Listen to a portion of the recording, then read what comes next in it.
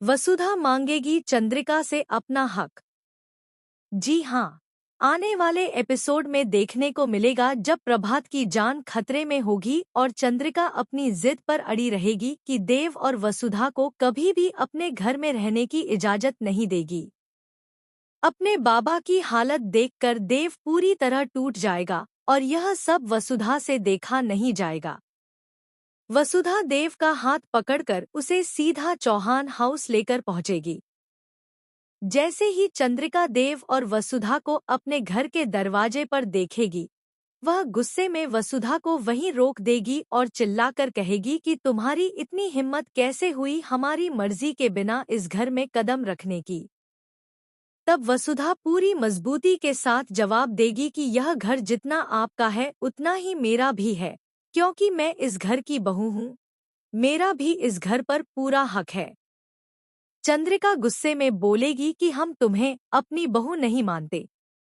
मगर वसुधा साफ शब्दों में कह देगी कि आपके मानने या न मानने से सच्चाई नहीं बदल जाती।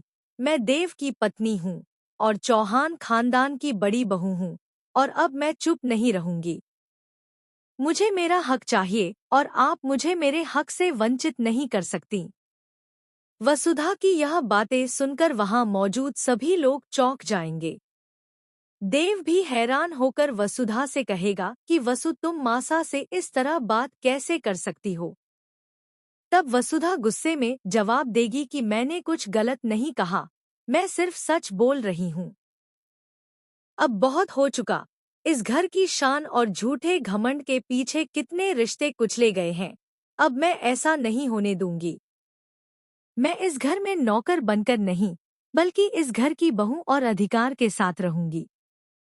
इसके बाद वसुधा देव का हाथ पकड़कर पूरे तेवर के साथ घर के अंदर चली जाएगी। उधर अभि और दिव्या वसुधा के इस बदले हुए रूप को देखकर बेहद खुश होंगे, जबकि चंद्रिका सोच में पड़ जाएगी कि वसुधा इतनी हिम्मत कैसे जुटा पाई। जो लड़की कभी शांत रहती थी आज वही अपने हक के लिए खड़ी हो गई। अब देखना यह होगा कि क्या वसुधा सच में अपना हक हासिल कर पाएगी या चंद्रिका एक बार फिर उसके रास्ते में दीवार बनकर खड़ी होगी। आपको क्या लगता है, वसुधा का यह कदम सही है या नहीं?